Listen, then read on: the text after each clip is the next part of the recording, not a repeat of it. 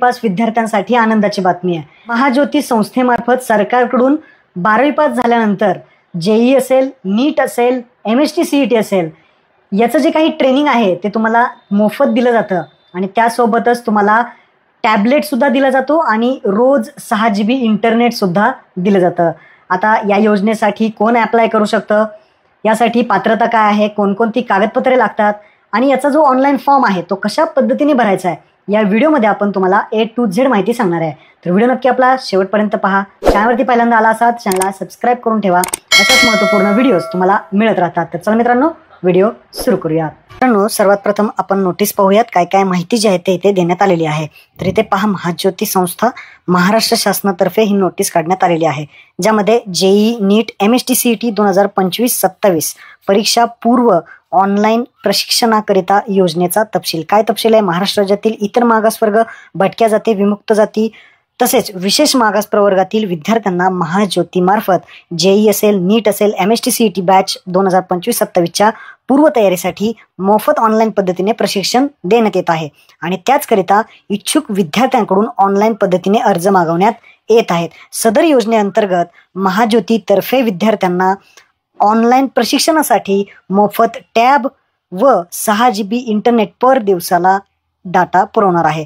अशा प्रकारची ही योजना आहे. टॅब आणि 6 GB इंटरनेट आणि मोफत शिक्षण. यामध्ये पात्रता पाहिली तर महाराष्ट्र राज्याचा रहिवासी असावा. विद्यार्थी इतर मागासवर्गीय, विमुक्त जाती, भटक्या जमाती तसेच विशेष मागास वर्गातील म्हणजेच VJ, NTD, NTC, OBC अशा प्रकारचे कॅटेगरी यामध्ये येतात. तसेच सन 2025मध्ये इयत्ता 10वीची परीक्षा उत्तीर्ण झालेली विद्यार्थी सदर प्रशिक्षणाचा लाभाकरता पात्र राहणार आहेत. 10वीची परीक्षा पास पाहिजे 2025मध्ये. विद्यार्थी हा विज्ञान शाखेत प्रवेश घेतलेला असावा. सायन्समध्ये ॲडमिशन घेणार बसला पाहिजे. विद्यार्थ्याची निवड ही त्यांच्या इयत्ता 10वीच्या परीक्षेच्या प्राप्त टक्केवारीवरती राहणार आहे. त्यानंतर आता काय काय आवश्यक कागदपत्र आहेत? तुमचं आधार कार्ड पुढील व मागील बाजू, तुमचं डोमासाईल सर्टिफिकेट लागणार आहे, तसेच कास्ट सर्टिफिकेट तुम्हाला इथे कंपल्सरी आहे. त्यानंतर नॉन क्रिमिनल प्रमाणपत्र सुद्धा तुमच्याकडे इथे लागणार आहे, कंपल्सरी आहे. 10वीचं मार्कशीट जे काही तुम्ही रिझल्ट पाहिला असेल ते तुम्ही डाउनलोड केलं असेल ते आत्ता तुम्ही अपलोड करू शकता. तसेच सायन्स शाखेचं प्रवेश घेतलेला जे काही दाखला असेल किंवा बोनाफाईड आहे ते तुम्ही प्रवेशाची पावती देऊ शकता. आता जे कोणी अपंग असेल त्यांना अपंगाचं सर्टिफिकेट लागेल, अपंग असेल तर, आणि अनाथ असेल तर, नाहीतर ते काही गरजेचं नाही. अशा प्रकारचे आरक्षणावाईज किती टक्के कशा जागा आहेत त्या आरक्षित केलेले आहेत ते, आणि अर्ज कसा करावा आता पुढेच मी तुम्हाला फॉर्म कसा भरायचा ते दाखवतो. त्या अगोदर या अटी आणि शर्ती समजून घ्या. अर्ज करण्याची अंतिम तारीख 31/5/2025 आहे.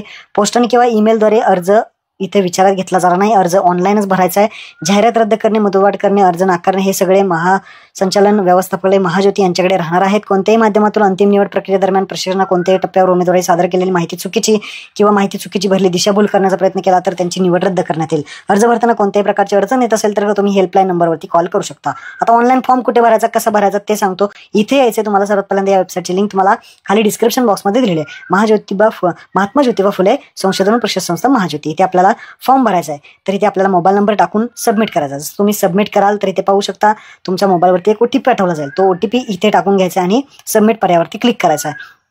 आता हे व्यवस्थित आपण इथे बघूया. तर सबमिट केल्यानंतर हा फॉर्म तुमच्यासमोर पुढे इथे आपल्याला 3 स्टेप दिलेले आहेत. पहिली स्टेप आहे ते म्हणजे पर्सनल डिटेल्स आपल्याला पूर्णपणे फिल करायचे आहेत, या सगळ्या पर्सनल डिटेल्स. दुसरी स्टेप जी आहे ती म्हणजे क्वालिफिकेशन डिटेल्स भरायचे आहेत आणि त्यानंतर डॉक्युमेंट्स अपलोड करायचे आहेत. सगळी माहिती सांगतो. सर्वात पहिला आहे पर्सनल डिटेल्स, ज्यामध्ये अप्लाइड फॉर तुम्हाला 12वी नंतर जेईचा अभ्यास करायचा आहे, नीटचा अभ्यास करायचा आहे, का MST CETचा अभ्यास करायचा आहे, यापैकी कोणतं ते फिक्स करा आणि त्यानंतर सिलेक्ट करून घ्या. त्यानंतर ॲप्लिकंट फुल नेम, तर इथे विद्यार्थ्याचं पूर्ण नाव, first name, middle name, last name टाकायचं आहे. त्यानंतर फादरचं नाव विद्यार्थ्याच्या, first name, middle name, last name. त्यानंतर जेंडर, मेल, फिमेल जे असेल ते इथे सिलेक्ट करा.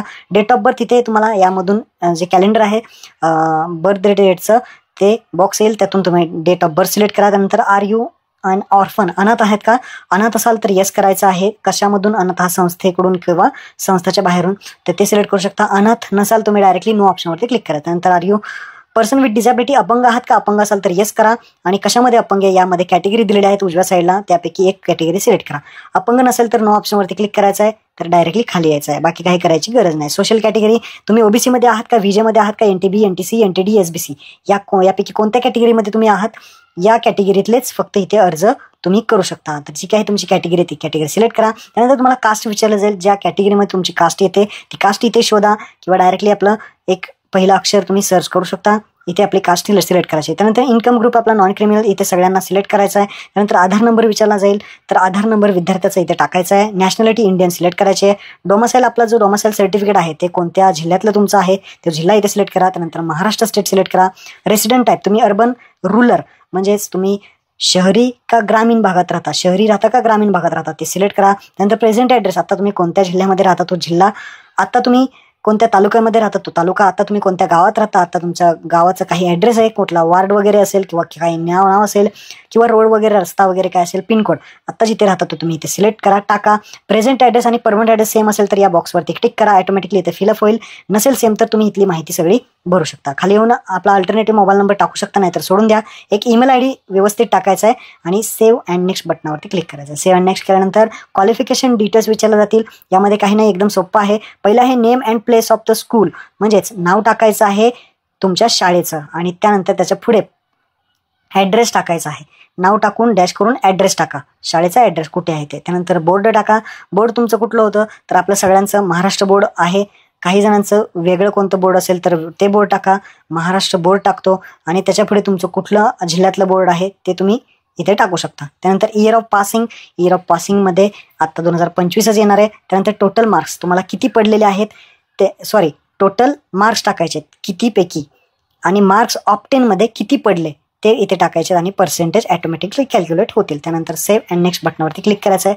शेवटची स्टेप येते त्या म्हणजे डॉक्युमेंट अपलोडिंगची. त्यामध्ये पासपोर्ट साईज फोटो अशा पद्धतीचे सगळे डॉक्युमेंट्स आहेत. एक एक डॉक्युमेंट्स तुम्हाला सांगतो. सगळे डॉक्युमेंट्स जे आहेत ते JPG फॉर्मॅटमध्ये किंवा JPEG फॉर्मॅटमध्ये इमेज जे आहे ते अपलोड करायचे आहेत. 200 KBच्या आतमध्ये 200 KBच्या आतमध्येच तुम्हाला हे सगळे डॉक्युमेंट अपलोड करायचे आहेत. 200 KBच्या आतमध्ये जे डॉक्युमेंटची जी लिंक आहे करायची 200 KBच्या आतमध्ये तुम्ही हे फोटो तयार करून घ्या. त्याची लिंक तुम्हाला डिस्क्रिप्शनमध्ये दिली आहे.